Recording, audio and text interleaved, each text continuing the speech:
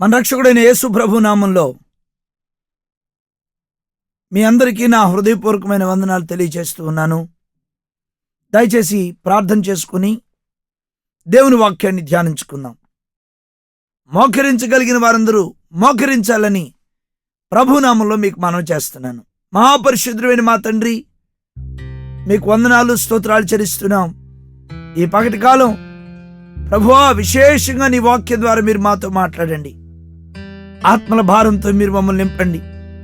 ఎలాగొచ్చామో అలాగే తిరిగి వెళ్ళిపోనియొద్దు ప్రభువా. సమరీ స్త్రీ మిమ్మల్ని కలుసుకున్న తర్వాత సాక్షిగా సువార్థికురాలుగా మారిపోయింది ప్రభువా. ఆమె తమ కుండ విడిచిపెట్టేసింది, గ్రామంలోకి వెళ్ళింది. నాయనా, ఇంటికి వెళ్ళాలనే ఆలోచన ఆమె కలగలేదు, కానీ గ్రామంలోకి వెళ్ళి పని చేయాలనే ఆశ ఆమె అంతరంగంలో మేము చూడగలుగుతూ ఉన్నాం. మాలో ప్రతి ఒక్కరిని మీరు అలాగా చేయండి. దినదినము మమ్మల్ని నూతనపరచండి. మీకు మహిమకరమైన భక్తి జీవితం చేయగలుగుటకు ప్రభువా మీరు మాకు సహాయం చేయండి. మీ చేతులకు మమ్మల్ని మేము అప్పగించుకుంటూ ఉన్నాం. వ్యాధిగ్రస్తులు మీరు ముట్టి స్వస్థపరచండి. వాక్యం దాళంగా రాకుండా అడ్డుపడే ప్రతి చీకటిని యేసునామంలో బంధించి ఆజ్ఞాపిస్తూ యేసునామంలో అడిగి పొందుకొని ఉన్నాం తండ్రి, ఆమేన్. దేవుని వాక్యాన్ని చదువుకుందాం. కీర్తనల గ్రంథం 149వ అధ్యాయము 6వ వచనాన్ని దయచేసి ఎవరైనా చదివి ఒకరు సహాయం చేయండి. వారి నోట దేవునికి చేయబడి ఉత్సాహ స్తోత్రములున్నవి. ఇంగ్లీష్ వర్షన్ లో కూడా చదువుకుందాం. Let the high praises of God be in their mouth. English version లో హై ప్రైజెస్ అని రాయబడింది. అంటే లో ప్రైజెస్ కూడా ఉన్నాయనే కదా అర్థం. ఉత్సాహకరమైన స్తోత్రాలు ఉన్నాయి, తగ్గింపు స్తోత్రాలు కూడా ఉన్నాయి. ప్రియులారా, కీర్తనల గ్రంథం 142వ అధ్యాయము 7వ వచనాన్ని చదువుకుందాం. నేను నీ నామమునకు కృతజ్ఞతాస్తుతులు చెల్లించినట్లు చెరసాలలో నుండి నా ప్రాణమును తప్పింపుము. అప్పుడు నీవు నాకు మహోపకారము చేసి ఉండటు చూచి నీతిమంతులు నన్ను బట్టి అతిశయపడుదురు. అలాగే ఇంగ్లీష్ బైబిల్లో కూడా చదువుకుందాం. Bring my soul out of prison that I may praise your name. The righteous shall surround me. చెరలో నుండి నీ ఆత్మను తప్పించు, అప్పుడు నేను నిన్ను స్తుతిస్తానంటున్నాడు దావీదు. పాత నిబంధన స్తుతి విడుదల పొందిన తర్వాత దేవుని స్తుతిస్తుంది. అయితే కొత్త నిబంధనలో ఉన్నటువంటి స్తుతి భాగంలోకి మనం వచ్చినట్లయితే, దైవజనుడైన పౌలును శీలను ఫిలిప్పీ జైల్లో వేయబడ్డారు.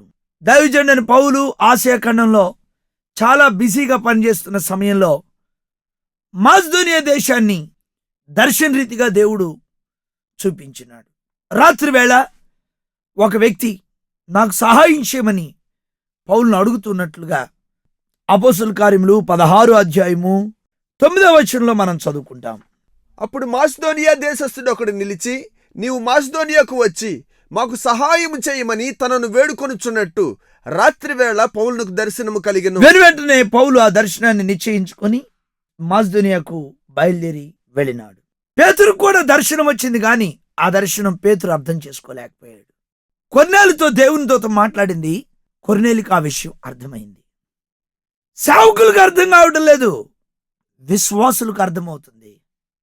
దుఃఖకరమైన విషయం, దైవజనుడా, దేవుడు నీకు ఇచ్చిన ప్రత్యక్షతలు నీకు గ్రహింపు అవుతున్నాయా? పేతురు ఈ దర్శనం ఏమై ఉండనో అని ఎటూ తోచుకున్నాడంట. అపోస్తలుల కార్యములు 10వ అధ్యాయము 17వ వచనం మనం చూసినట్లయితే, పేతురు తనకు కలిగిన దర్శనం ఏమై ఉండునో అని తనలో తనకు ఎటూ తోచకుయుండగా కొర్నేలి పంపిన మనుషులు సీమోను ఇల్లు ఏదని విచారించి తెలుసుకుని వాకిట నిలిచి ఇంటి వారిని పిలిచి. దైవ సేవకులకు దర్శనం అర్థం కావట్లేదు, విశ్వాసికి అర్థమవుతుంది. దైవజనుడా, ప్రభు నీకు ఇచ్చిన ప్రత్యక్షత నీకు అర్థమైందా? నువ్వు నడవలసిన త్రోవ నువ్వు గుర్తుపట్టావా? విశ్వాసులు మనకంటే యోగ్యమైన భక్తి చేస్తున్నారేమోనని నేనెప్పుడు తలంచుతూ ఉంటాను. వాళ్ళు దశభాగంలో తప్పిపోరు, ప్రార్థనా గడియల్లో తప్పిపోరు, ఇంకొకరి గురించి ఎక్కడా చెడ్డగా మాట్లాడడానికి ప్రయత్నించరు, దేవుని వాక్యాన్ని చేతబట్టుకుని సభలకు వస్తూ ఉంటారు. సేవకులైన మనం కూటం జరుగుతుంటే ఫోన్లో మాట్లాడతాం, వాక్యం చెబుతుంటే కామెంట్ చేస్తాం. ఒకసారి ఆలోచించండి, విశ్వాసులే యోగ్యకరమైన భక్తి జీవితాన్ని చేస్తున్నారేమో అని నేను ఎప్పుడు తలంచుతూ ఉంటాను. దేవునికి వందనాలు, పౌలుకు దర్శనం వచ్చింది. అయితే వెనువెంటనే బయలుదేరి వెళ్ళలేదు. పౌలుకు దర్శనం అర్థమైంది.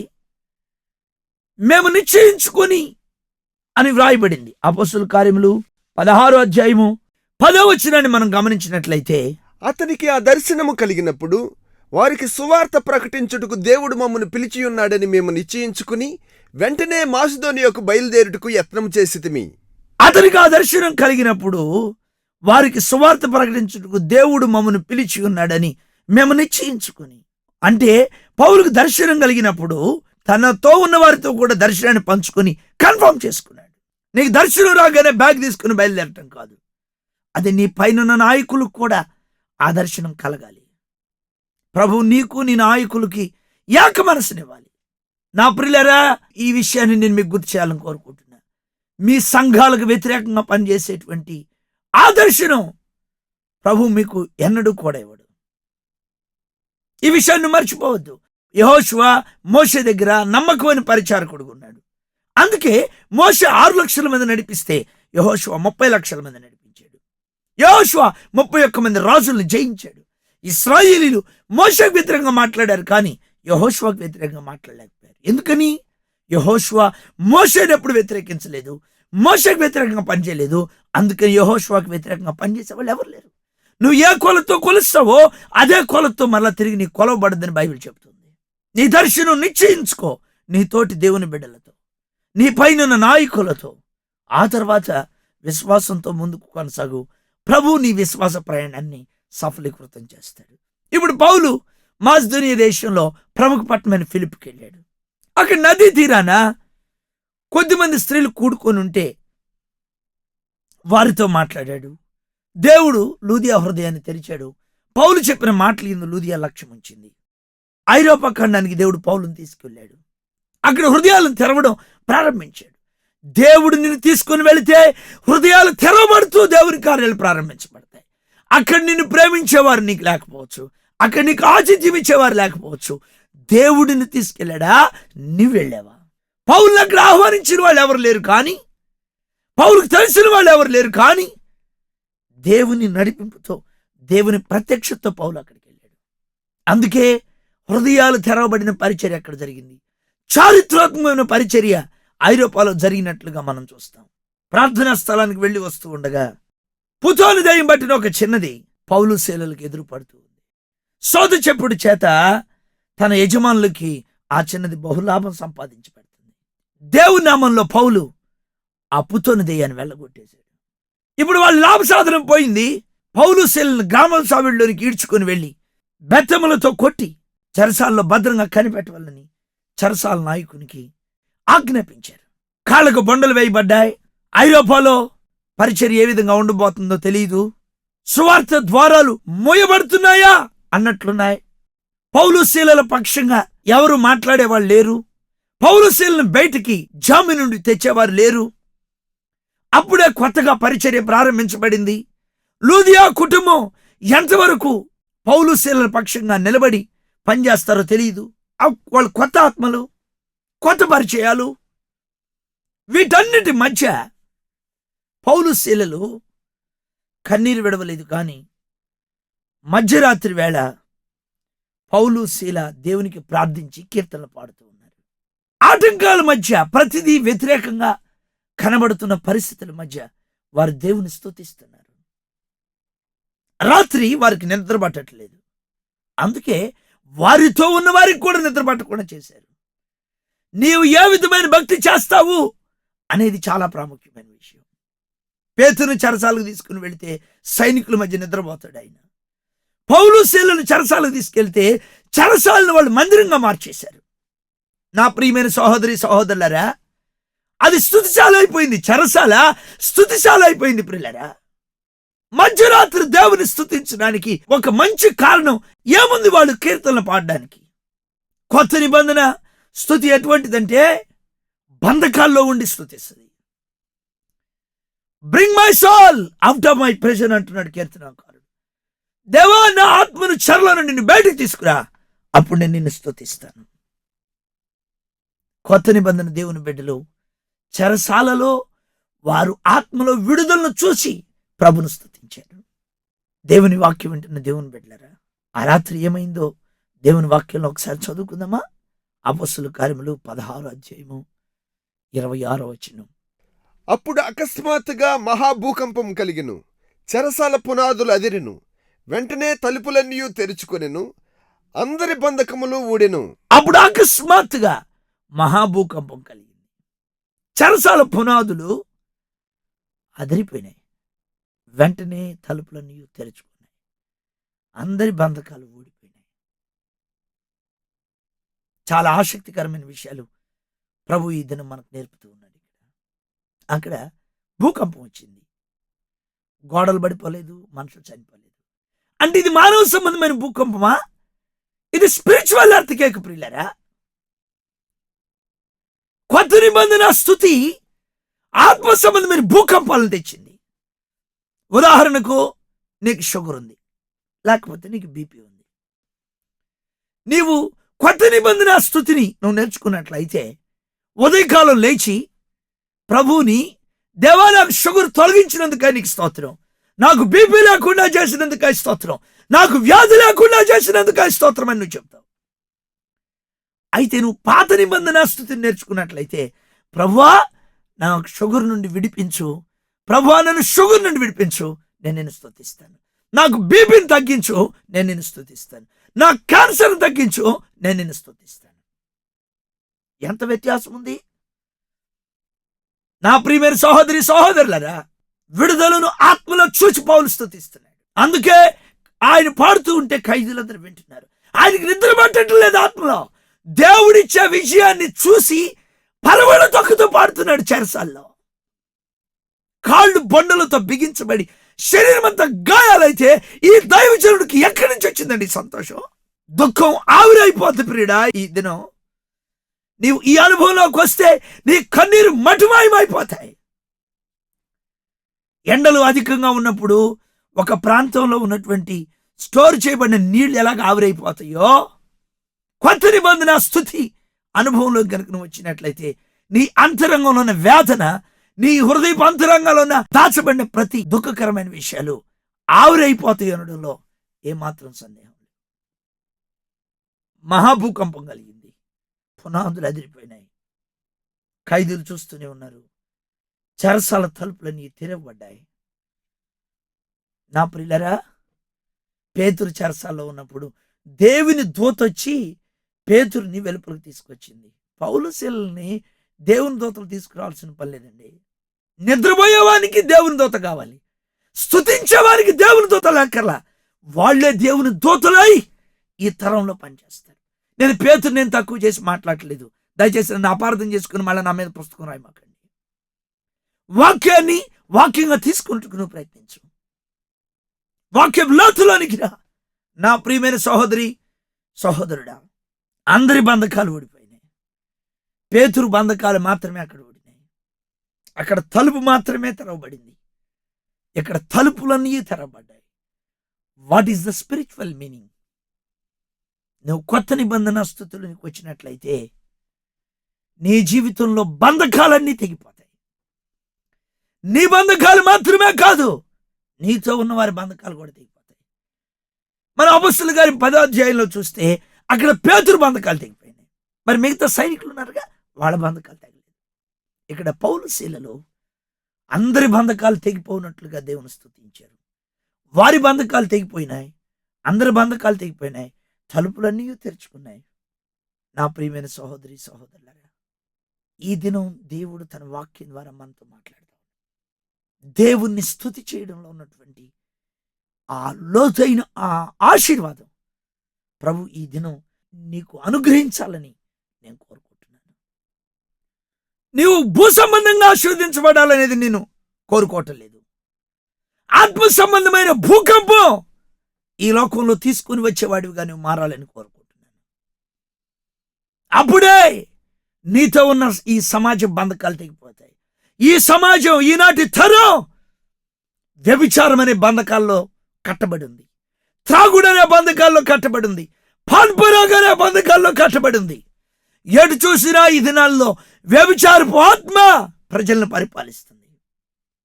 ప్రభు రాకడ కాలం అండి. ఆయన రాకడ ఎప్పుడో మనం ఖచ్చితంగా చెప్పలేం. బహు సమీపంగా ఉందనేటువంటి విషయం దేవుని వాక్యం మనకు బోధిస్తుంది. ఆయన రాకడ కాలంలో లోతు కాలంలో జరిగినట్లు జరుగుద్దంట, నోవహు కాలంలో జరిగినట్లు జరుగుద్దంట. లోతు కాలం ఎలాగున్నది ప్రియులరా? లోతు దినముల్లో ఆ కాలగతులు ఎలాగున్నాయి? ఆదికాండం 19 అధ్యాయము 4 ఒకసారి మనం చదువుకుందాం. వారు పండుకొనకు ముందు ఆ పట్టణస్థులు అనగా సొదొమ మనుషులు బాలురును వృద్ధులను ప్రజలందరూ నలుదిక్కుల నుండి కూడి వచ్చి ఆ ఇల్లు చుట్టవేసి లోతుని పిలిచి, ఈ రాత్రి నీ యొద్దకు వచ్చిన మనుషులు ఎక్కడ? మేము వారిని కూడినట్లు మా యొద్దకు వారిని వెలుపలికి తీసుకుని రమ్మని అతనితో చెప్పగా, లోతు ఇంటికి 2 దేవదూతలు వచ్చారు. సొదొమ గొమొర్రాని దేవుడు నాశనం చేయబోతున్నాడు అనే విషయాన్ని లోతుకు వాళ్ళు తెలియజేశారు. అయితే సొదొమ గొమొర్రా ప్రజలు లోతు ఇంటికి వచ్చి వృద్ధులు బాలురు ప్రజలందరూ నలుదిక్కుల నుండి కూడి వచ్చి ఆ ఇల్లు చుట్టూ వేసి, దయచేసి 5వ వచనం కూడా గమనించండి. లోతుని పిలిచి, ఈ రాత్రి నీ యొద్దకు వచ్చిన మనుషులు ఎక్కడ? మేము వారిని కూడినట్లు మా యొద్దకు వారిని వెలుపలికి తీసుకొని రమ్మని పిలుస్తున్నారు. నా ప్రియమైన సహోదరి సహోదరులారా, సొదొమ గొమొర్రా పట్టణం వ్యభిచారపాత్మతో నింపబడిపోయింది. మీరు ఒకసారి ఆలోచించండి. బాలురులో అదే ఆత్మ, వృద్ధుల్లో అదే ఆత్మ, ప్రజలందరిలో కూడా అదే ఆత్మ. అది వ్యభిచారపు ఆత్మ. మరి ఈ దినాల్లో మనం ఏం చూస్తాం?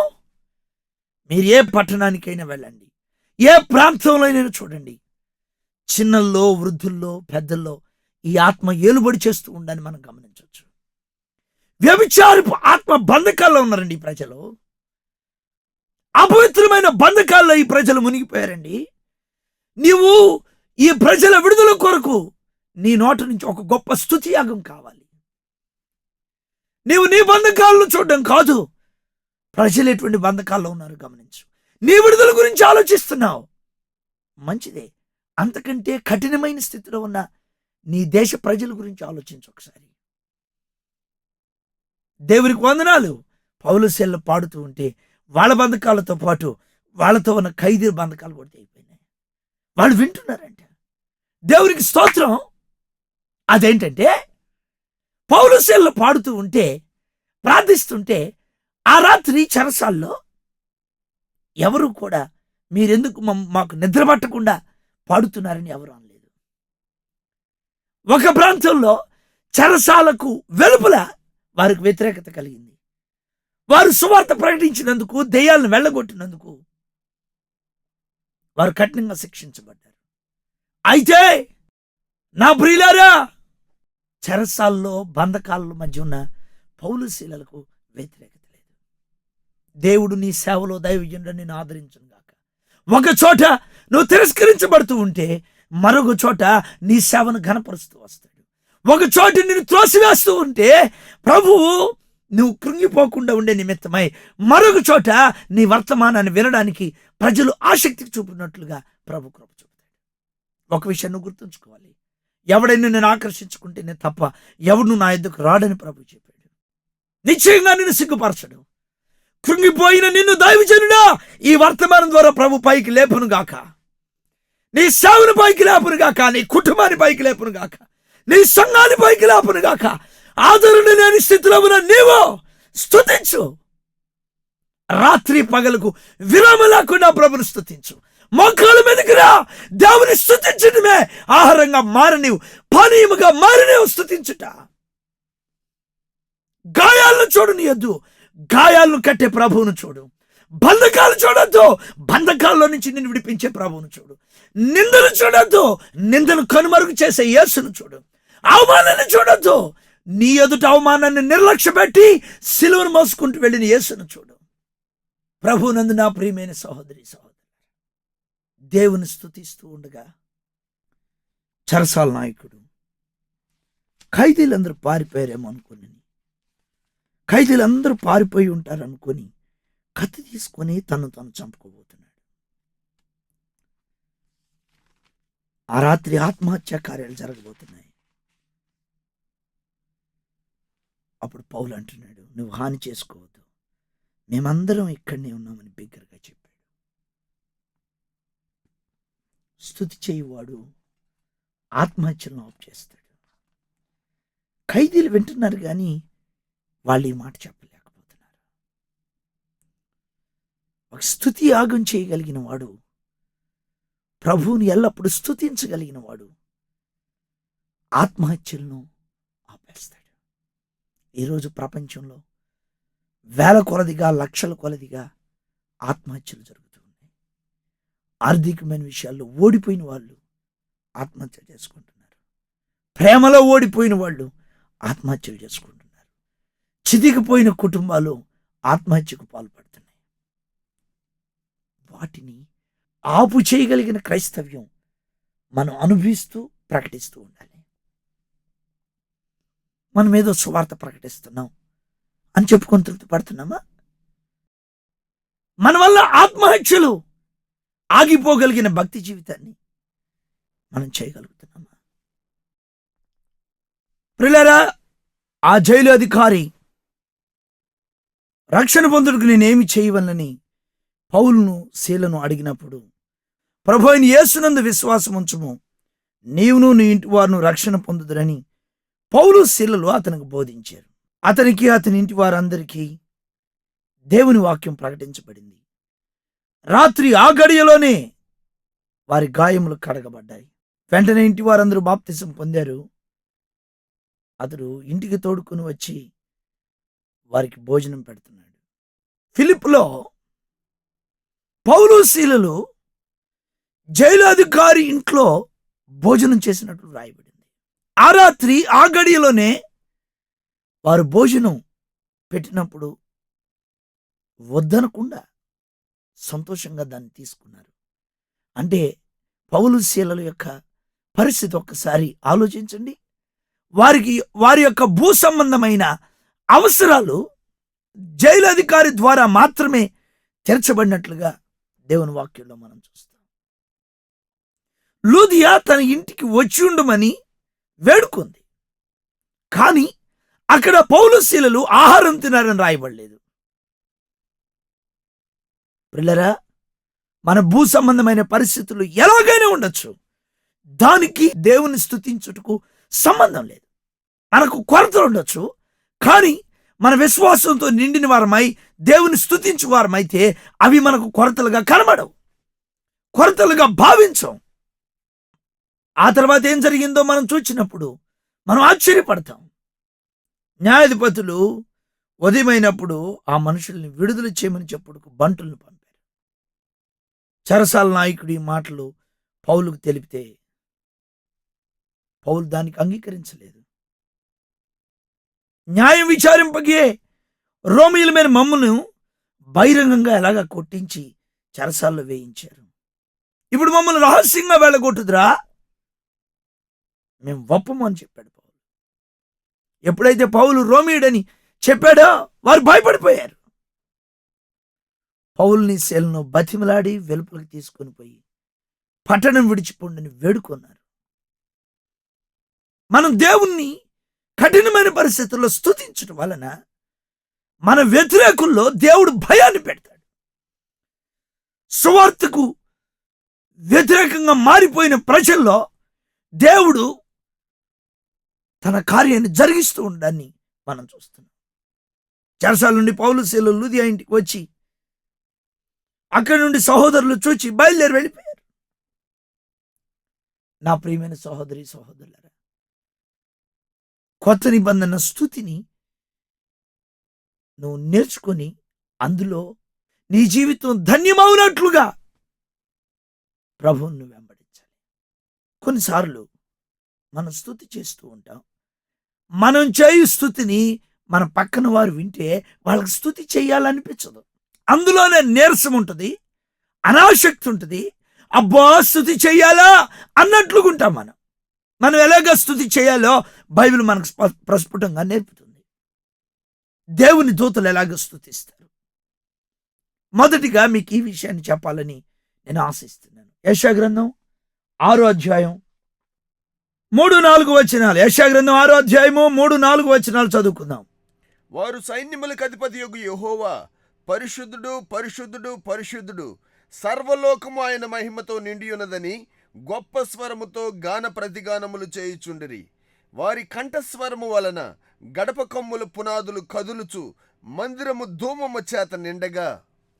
గొప్ప స్వరముతో గాన ప్రతిగానాలు చేస్తున్నారంట.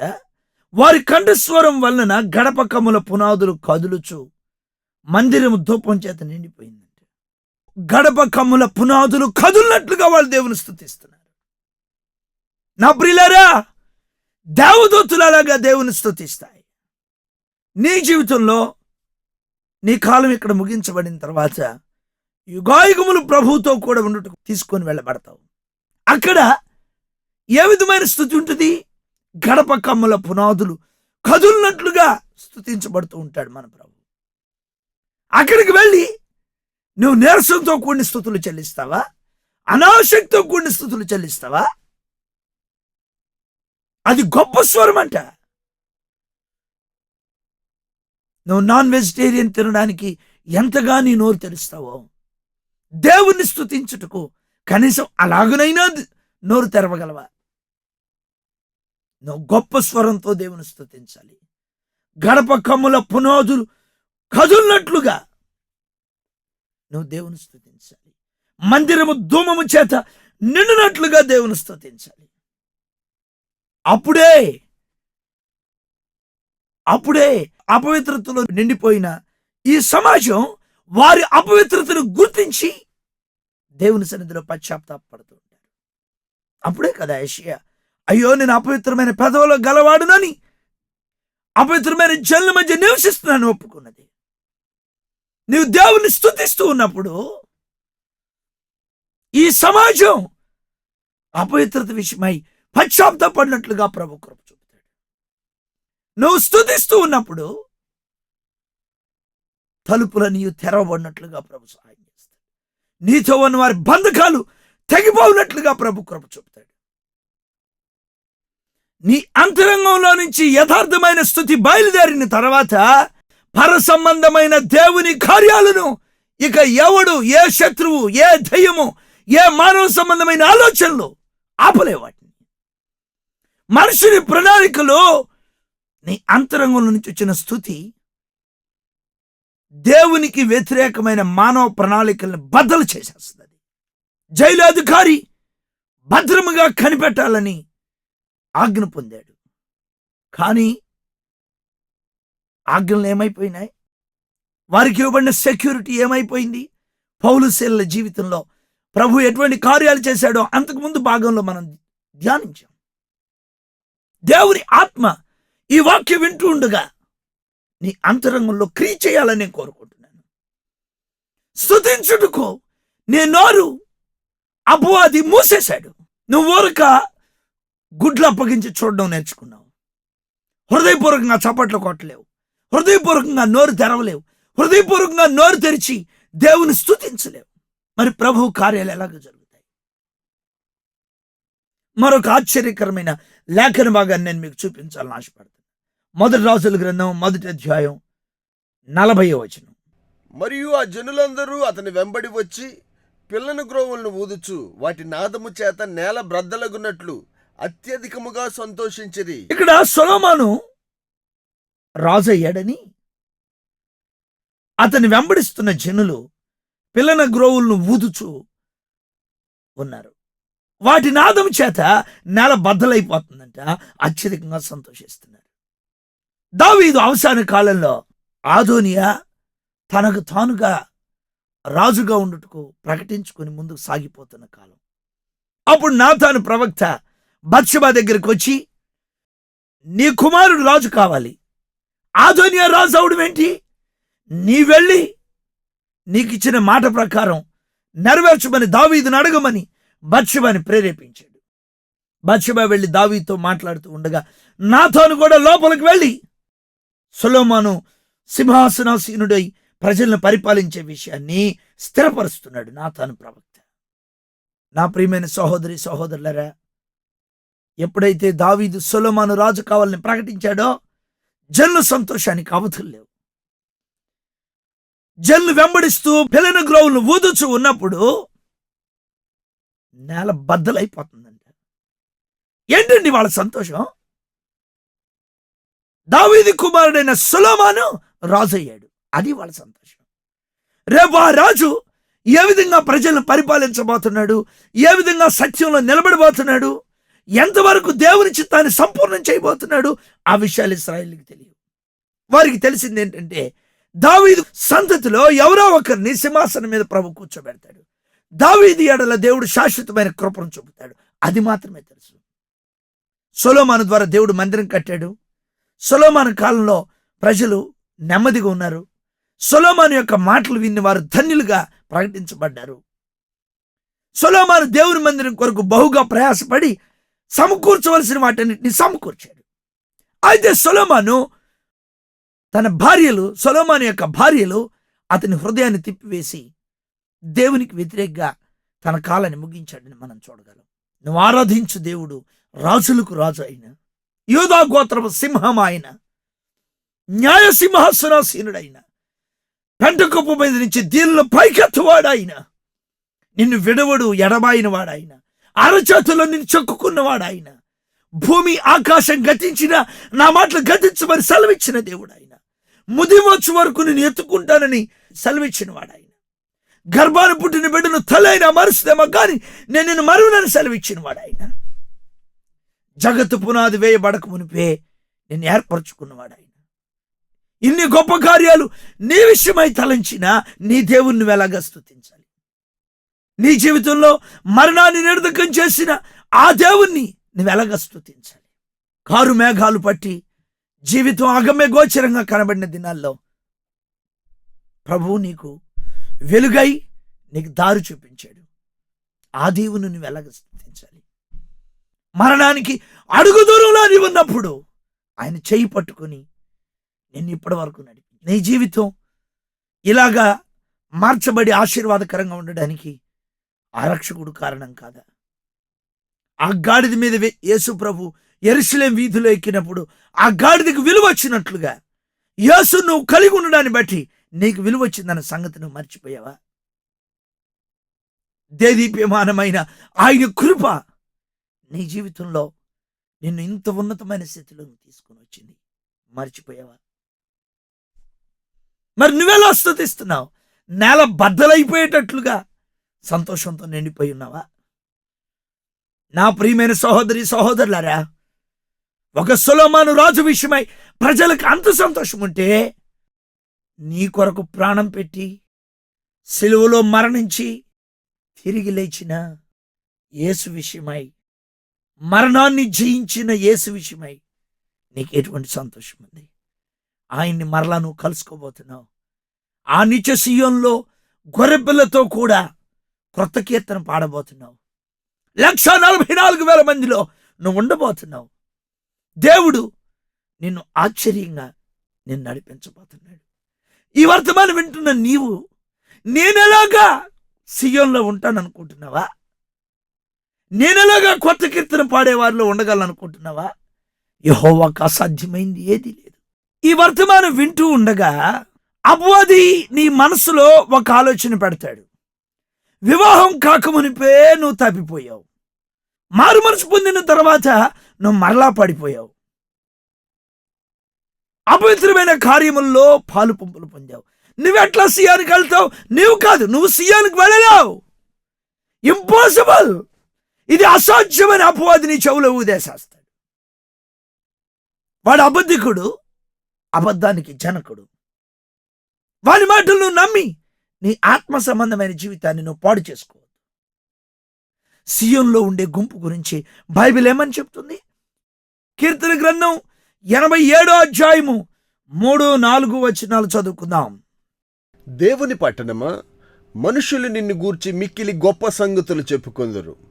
రాహాబును, ఐగుప్తు, బబులోనును నాకు పరిచయులని నేను తెలియజెప్పుచున్నాను. ఫిలిష్తియా, తూరు, కూషులను చూడుము, వీరచ్చట జన్మించరని అందరు. దేవుని పట్టణమా, మనుష్యులు నిన్ను గూర్చి మిక్కిలి గొప్ప సంగతులు చెప్పుకొందురు. రాహాబును, ఐగుప్తు, బబులోనును నాకు పరిచయులని నేను తెలియజెప్పుచున్నాను.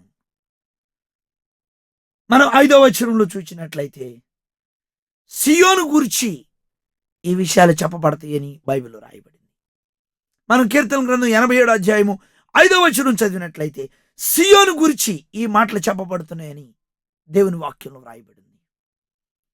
సియోనుకు వెళ్ళే గుంపు గురించి మొట్టమొదట రాహాబు గురించి వ్రాయబడింది. రాహాబు ఎవరు? యెరికో పట్టణంలో వేశ్య. యెహోషువ కాలంలో వేగులు వారిని పంపితే ఈ వేశ్య మిది మీద వేగులు వారిని జనపకట్లో దాచింది. తద్వారా తాను తన కుటుంబం అంతా కూడా శాపగ్రస్తమైన యెరికోల నుంచి తప్పించబడి వాగ్దాన దేశానికి ఇశ్రాయేలుతో కూడా కలిసి ముందుకు సాగింది. వేగులు వారు సత్యాన్ని తీసుకుని వచ్చారు. సత్యాన్ని మనం దాచుకున్నట్లయితే మనం రక్షించబడతాం. మనం ఎటువంటి పాపపు స్థితిలో ఉన్నా ప్రభు రక్తం మనల్ని కడిగి మనల్ని విమోచిస్తుంది. రాహాబుని సియోనుకు వెళ్ళే గుంపులో చేర్చిన దేవుడు మన దేవుడు. వేశ్యల సంతానాన్ని పరిశుద్ధమైన సంతానంగా మార్చగలిగిన వాడు మన ప్రభువు. రాహాబు వేశ్య తన పాప జీవితాన్ని వదిలిపెట్టిన తర్వాత సల్మానుతో ఆమె అంటుకట్టబడినట్లు దేవుని వాక్యం మనకు తెలియజేస్తుంది. మత్తయి సువార్త 1వ అధ్యాయంలో 3-4 వచనాలు మనం చూసినప్పుడు ఆ విషయాలు చాలా క్లియర్ గా తేటతెల్లం చేయబడ్డాయి. యూద తామారు నందు పెరెసును జెరహును కనెను. పెరెసు ఎస్రోమును కనెను. ఎస్రోము ఆరామును కనెను. ఆరాము అమీనాదాబును కనెను. అమీనాదాబు నయస్సోనును కనెను. నయస్సోను సల్మానును కనెను. సల్మాను రాహాబు నందు బోయజును కనెను. రాహాబు సల్మానుతో అంటుకట్టబడింది. నీవు నీ పాపాన్ని విడిచిపెడితే నీ జీవితం ఎలా కట్టబడాలో ప్రభు ఒక నిర్దిష్టమైన ప్రణాళికలో నిన్ను అంటుకట్టి నడిపిస్తాడు. అంతేకాదు నీ సంతానాన్ని సియోనుకు తీసుకుని వెళ్తాడు. అంతేకాదు నిన్ను గురించి గొప్ప సంగతులు చెప్పేటట్లు చేస్తాడు. కాబట్టి నువ్వు సందేహం లేదు, ప్రభు నిశ్చయముగా నిన్ను సియోనుకు చేర్చగలడు. సందేహం లేదు, గొర్రెపిల్లతో కూడా కలిసి కొత్త కీర్తన పాడతావు. విశ్వసించు. ప్రభువా, అవిశ్వాసం రాకుండా నాకు సహాయం చేయమని నువ్వు ప్రభువుని అడుగు. యేసు రక్తం ఈ దినం నిన్ను కడిగి శుద్ధీకరించడానికి సిద్ధంగా ఉంది. నేను వర్తమానం ముగించబోతూ ఉన్నాను. కొత్త నిబంధన స్తుతిని చేసి మన బంధకాలు తెగిపోవునట్లుగా నడిచి మనతో ఉన్న ప్రజల బంధకాలు తెగిపోవునట్లుగా చేసి ప్రభు కోసం నిలబడదామా? అట్టి అపేక్ష కలిగిన వారు లేచి నిలబడండి. బైబిల్ చేతుల్లో పట్టుకోనండి. మీ కొరకు మేము ప్రార్థన చేయబోతున్నాం. లేచి నిలబడిన మీరు ప్రార్థనలో ఏకీభవించండి. ఆకాశం వైపు మీ చేతులెత్తి మూతబడిపోయిన నీ నోరు ఈ రోజు తెరచి నీ రక్షణకై ఖైదనంగా మారిపోయిన యేసుని స్తుతించు. ప్రభువా, నా కొరకు పరలోక సింహాసనాన్ని విడిచిపెట్టి దాసుని స్వరూపం ధరించారు. దేవునితో సమానంగా ఉండే స్థానాన్ని మీరు విడిచిపెట్టారు. ప్రభువా, మనుషుని పోలికగా పుట్టారు. నాయనా, నీకు వందనాలయ్యా, నీకు స్తోత్రాలు. నాకు ఇచ్చిన రక్షణకై నీకు వందనాలు. నాకు ఇచ్చిన ఈ సభలకై మీకు స్తోత్రం. నాకు ఇచ్చిన ఆత్మ సంబంధమైన సంఘంకై మీకు స్తోత్రం. నాకు ఇచ్చిన ఉపదేశంకై మీకు స్తోత్రం. నాకు ఇచ్చిన దైవజనుడికై నీకు స్తోత్రం. ఈ దినమున నా కళ్ళు తెరిచినందుకై స్తోత్రం. పాత నిబంధన స్తుతి, చెరలో నుండి నన్ను విడిపించు, అప్పుడు నేను నిన్ను స్తుతిస్తానని చెప్పిందయ్యా. కొత్త నిబంధన స్తుతి బంధకాల్లో ఉండి స్తుతించిందయ్యా. విడుదల రాకమునిపే స్తుతించిందయ్యా. వందనాలు చెల్లిస్తున్నానయ్యా. పౌలు శిలలు నిరీక్షణకు ఆధారం లేనప్పుడు నిన్ను స్తుతించారు. వారు బయటకు వస్తారన్న ఆధారాలే కనబడ్డలేదు. ప్రభువా, కొత్త పరిచర్య, కొత్తగా ఫిలిప్పుకి వెళ్ళారు. ఎవరు వారికి తెలియదు, కానీ వారి నిరీక్షణ గొప్పది, వారి విశ్వాసం గొప్పది. వారి నోరు తెరిచి మనసారా నిన్ను అర్ధరాత్రి వేళ స్తుతించడం ఎంత గొప్ప విషయం. ఆత్మ సంబంధమైన భూకంపం తెచ్చారయ్యా. ప్రాణ నష్టం జరగకుండా కాపాడారయ్యా. ఆత్మహత్యలు ఆపేశారయ్యా. దేవా, ఆ రాత్రి దేవుని వాక్యం ప్రకటించబడింది. బాప్తీసాలు ఇవ్వబడ్డాయి. ఇంటి వారందరూ నీ వాక్యానికి లోబడ్డారు. ప్రభువా, ఆ పట్టణంలో న్యాయాధిపతులు భయపడిపోయి ప్రభువా పౌలు శీలను ఊరు వెలుపల దాకా తీసుకుని వచ్చి పంపించేశారు. నీ భయం శత్రువుల్లోకి వచ్చేసింది నాయన. ప్రభువా, అటువంటి స్థుతి, నేల బద్దలైపోయేటువంటి స్థుతి, గడప కమ్ముల పునాదులు కదిలిపోయేటువంటి స్థుతి. దేవా దేవా, నీకు స్తోత్రం. అటువంటి స్థుతి మా నోట ఉంచమని మనసారా ప్రభువుని అడుగుదాం. ప్రేమస్వరూపి నమ్మకమైన మా రక్షకుడా, ఈ కూడికల్లో ఆత్మస్వరూపిగా మీరు మాతో ఉండి మాట్లాడిన ప్రతి మాటకై స్తోత్రం. మా దేహాల్లో వ్యాధి లేకుండా మీరు చేసినందుకై స్తోత్రం. ఈ కూడికలో పాల్గొన్న వారికి షుగర్ వ్యాధి నుంచి వారిని విమోచించినందుకై స్తోత్రం. బీపీ నుంచి, క్యాన్సర్ నుంచి, బ్రెయిన్ ట్యూమర్ వ్యాధుల నుంచి నువ్వు విమోచించినందుకై స్తోత్రం. ప్రభువా, సారా స్త్రీ ధర్మం అయిపోయిన తర్వాత గర్భం ధరించుటకు ఆమె శక్తిమంతురాలుగా మీరు చేసినారు. మరలా నూతనమైన కృప ఇచ్చినారు. దేవా, అట్టి కార్యాలు మరలా ఈ కూడికల్లో పాల్గొన్న ప్రజలను మీరు చేయండి. ఏ వ్యాధి నీ ప్రజల్ని ఏం చేయలేదు, ఏ పరిస్థితి నీ ప్రజల్ని ఏం చేయలేదు, ఏ గాయాలు మా స్తుతులను ఆపలేవు ప్రభువా, ఏ బంధకాలు ప్రభువా ఈ సేవను ఆపలేవయ్యా. ఏ చెరసాల్లో బండలు వేసి బిగించినా దేవాది స్తుతిశాలుగా మార్చేస్తాం మీ నామంలో. ప్రభువా, మీరు సెలవివ్వండి చాలు, నీ కృప పంపించండి చాలు ప్రభువా. ఆత్మ సంబంధమైన భూకంపం తెచ్చు వారిగా మమ్మల్ని మార్చండి దేవా. మమ్మల్ని మాన్యువల్ గా బ్లెస్ చేయమని నేను అడగడం లేదు. ఆత్మ సంబంధమైన భూకంపం తెచ్చు వారిగా మీరు చేయండి. మేము ఎక్కడికి వెళతామో ఆత్మ సంబంధంగా అటువంటి కార్యాలు అక్కడ చూచుటకు సహాయం చేయండి దేవా. దయ్యాలు పారిపోవునట్లుగా కృపనివ్వండి, వ్యాధులు మఠమాయమవునట్లుగా కృపనివ్వండి, వేషాదుకాణాలు క్లోజ్ చేయబడే కృపనివ్వండి, సారాయి కోట్లు మూసివేసే కృపనివ్వండి. క్రొత్త నిబంధన స్థుతిలో మా జీవితాలను ధన్యకరంగా మీరు మార్చి మీ నామానికి మహిమ తెచ్చుకోండి. మమ్మల్ని సియోనుకు చేర్చగలిగిన వాడు నీవే, అందుకని నీకు స్తోత్రం. ప్రపంచమంతా ఐక్యరాజ్య సమితి గుర్తించిన 195 దేశాల్లో ఈ రాజ్యం కట్టునట్లుగా మీరు మాకు యేసు నామములో అడిగి పొందుకో. మన తండ్రిని దేవుడు, కుమారుడైన యేసయ్య కృప, పరిశుద్ధాత్మ సదాకాలం ఆమేన్.